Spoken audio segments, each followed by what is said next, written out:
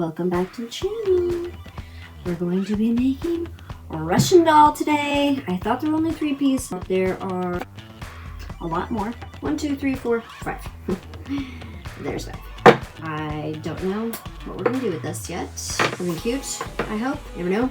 At least I've been able to open this so tight. Why? This soap that smells so...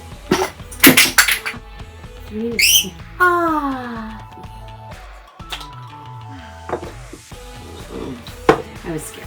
I was really scared. We're alright. Everyone's fine. This is what we're doing today. Let's get into it. So here are little demons destroying my eardrums.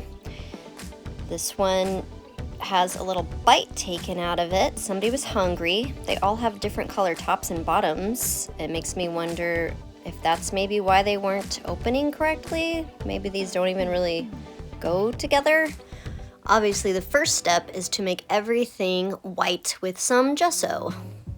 We need a nice layer of protection so the wood doesn't drink up all of our paint. Let me try to get this open and splash flecks of gesso everywhere. Pat the baby. It didn't make the cool noise this time or I would have shared it with you guys. Let me pour just a little bit. Yep, that's more than I need. It's all right. Flick those off and get it started. Ooh, look at that delicious creamy white frosting.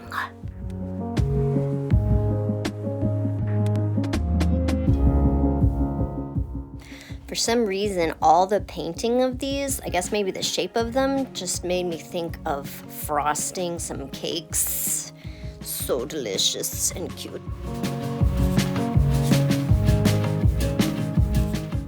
The gesso really makes the gashes on this one pop. Oh yeah, I should tell you guys that throughout this entire process, every time I tried to paint, a mischievous little ghost kept messing me up. It definitely wasn't me being clumsy, it was all the ghost. If you don't believe me, watch me paint this top right here.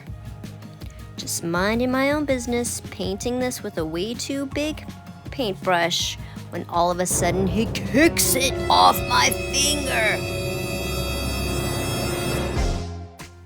And now our gessoing adventure is coming to an end. We only have one little baby left to worry about. I'm just gonna paint my fingers with it because at this point, who cares? Also note this lake of gesso, it's gonna come back to see us later. Now I'm gonna attempt to sand this even though I should have done it before I gessoed. I just gave up because it's just taking the gesso off. I'm so excited, the colors are here! I really wanted to paint these all neon, like with this pink, but it was too slimy. Then the ghost comes in and sticks the wrong side of the paintbrush in the paint. So I decide to mix it with some white to give it some body. And I'm mixing and I realize I could use the white to thicken all the colors that I want to use. And that's gonna make a brand new color palette called Neon Pastels. So I pick out all the colors I wanna use. I decide to stick to warm colors, no like blues or greens. So as I start mixing this up with this popsicle stick, it's going on like frosting. Oh my gosh, this one would be like a raspberry cream bundt cake or something. It looks delicious, I would eat it. This super messy fluorescent line is to help me remember which color these were before they got pastelified. And the ghost once again has made a mess of the background. This one looks like a clementine flavored frosting. It would be all citrusy and bright. I don't know, maybe there'd be some ginger in there. This one looks like apricot to me. If you say it differently, apricot, then you're wrong, because it's apricot. And I guess I had to finish the citrus one before I went back to painting the apricot. These look like little cakes, I swear, the shape of them. And I don't know why I bothered to paint them separately, thinking that they would get stuck together with the paint, because once I put them back together, dried, they never came apart. They're just stuck together forever. And that actually gave me more freedom to do more things to them because I didn't have to worry about stacking them. This color looks like a lemon meringue to me.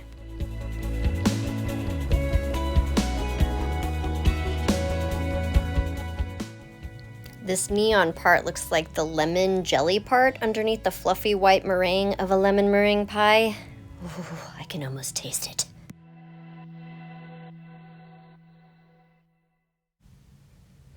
And now that everything's been painted several times, many layers, it's time to start putting some design on these guys. Look at these, not straight lines at all.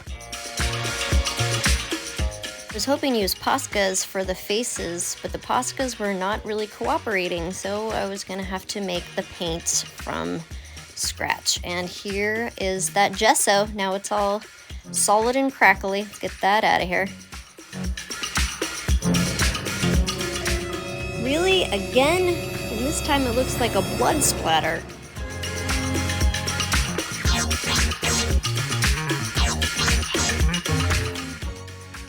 So I'm actually not going for an Oompa Loompa colored skin tone, so I tried to throw some more white in here to lighten it, make it less orange. It didn't work.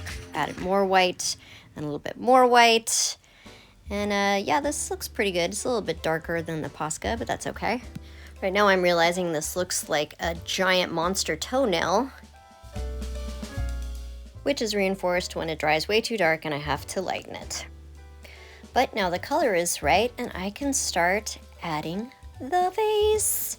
Those were watercolor cheeks onto here before, just ripping off the acrylic underneath. So I switched back to acrylic and Posca.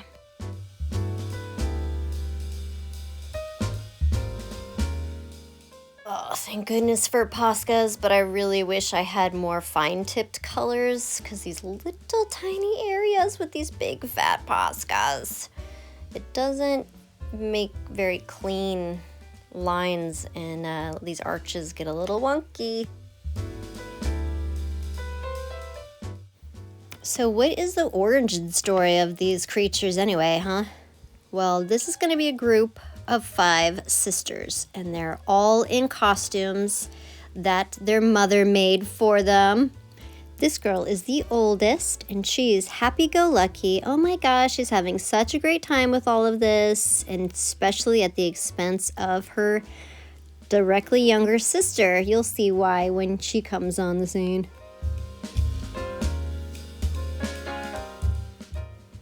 I think we'll name this oldest one Genevieve. Let's get some juicy highlights here and give her some arms.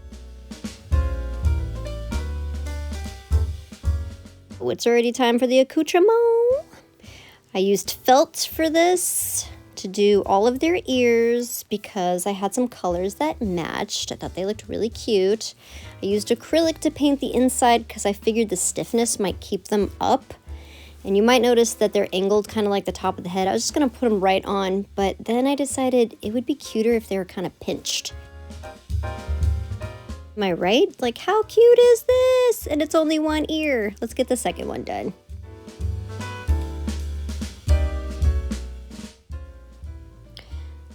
All right, this looks super cute by itself, but she's not gonna be a basic bunny if you could tell by the teeth. This right here are the jackalope horns that I decided I would try and make with pipe cleaners, and to make sure that I didn't have to paint in all these fuzzies, I would use hot glue, but the hot glue is not staying where I kept it, and instead it made everything all lumpy and bumpy with little holes, if you can see them. The paint's making them more obvious. But dude, antlers have bumps, right? Antlers aren't super smooth most of the time. This is the second coat. We're getting there. Now we have 1 golden antler attached. Now we have 2 golden antlers attached. Off camera, I attached the fluffy little bunny tail. There it is. Splotch of ghost blood. Hot glue is not my medium. It still looks cute.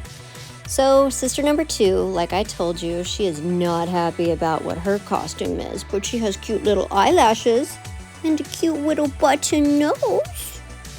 And this is where I start getting carried away with the Posca, underlining the eyes. I fixed the lips though. Got some pink, got a big poofy bottom lip. And now we make the eyebrows match her costume. I was pleasantly surprised at how crisp these white lines made these costumes look. Pop on some big old green eyes.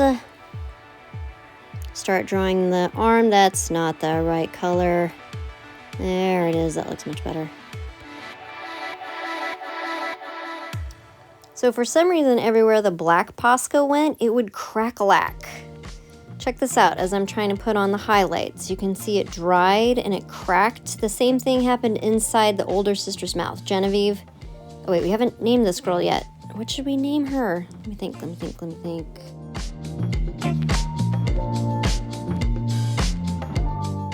I think Clara, right? This one is the third oldest sister, smack in the middle. What should we name her? Let's name her Eloise. This is Eloise.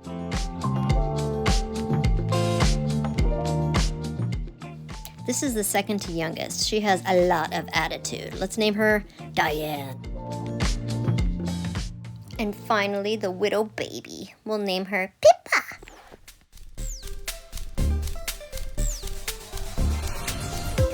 Let's get some ears on Clara. She looks like a little baby Yoda.